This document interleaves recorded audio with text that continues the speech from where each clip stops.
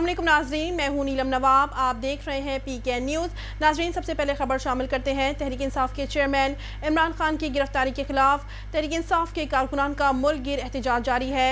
इमरान खान की गिरफ्तारी के दूसरे रोज़ ताज़ा तरीन सूरत हाल से आपको अपडेट करते हैं। हमारे नुमाइंदा सरदार ताहिर महमूद जो इस वक्त गुजरांवाला में मौजूद हैं, उनसे जानते हैं ताज़ा तरीन सूरत हाल के बारे में। जी सरदार महमूद, आगाह कीजिएगा।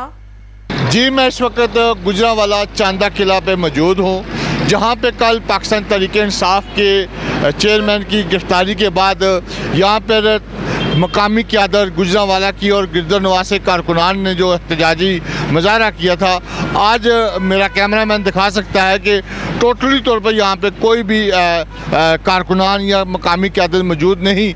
आज इमरान खान के ख़िलाफ़ एहतसाब अदालत में उन्हें पेश किया गया और 6 रोज़ा जिस्मानी रिमांड भी मंजूर किया गया और एक दूसरे केस के अंदर तोशाखाना में फ़र्द जुर्म भी लगा। इसके बावजूद गुजरांवाला में किसी भी जगह शहर के अंदर या चांदा किला बाईपास पे जहाँ पे कल हजूम था, आज कोई भी फ़र्द हमें नज़र नहीं आ रहा और एक ट्रैफिक का रवां दवा है और इर्द गिर्द से भी ट्रैफिक का रवां दवा है और शहर के अंदर भी किसी भी जगह कोई भी हमें कोई वाक़यात कल गुजरांवाला कैंट और दीगर मकामात पर पुलिस और इंतज़ामिया के PTI के कारकुनान के साथ तसादम भी हुआ, आंसू गैस का इस्तेमाल भी हुआ। इसके बावजूद जो इंतज़ामिया ने शाम के रात के वक़्त ट्रैफिक के लिए रास्ते खोल दिए और मकामी क़यादत के ख़िलाफ़ जब ये पता चला कि उनके ख़िलाफ़ मुख्तलिफ़ थानों में मुकदमात दर्ज करके उनके ख़िलाफ़ गिरफ्तारी के लिए उनके घरों पे छापे मारे जाएंगे,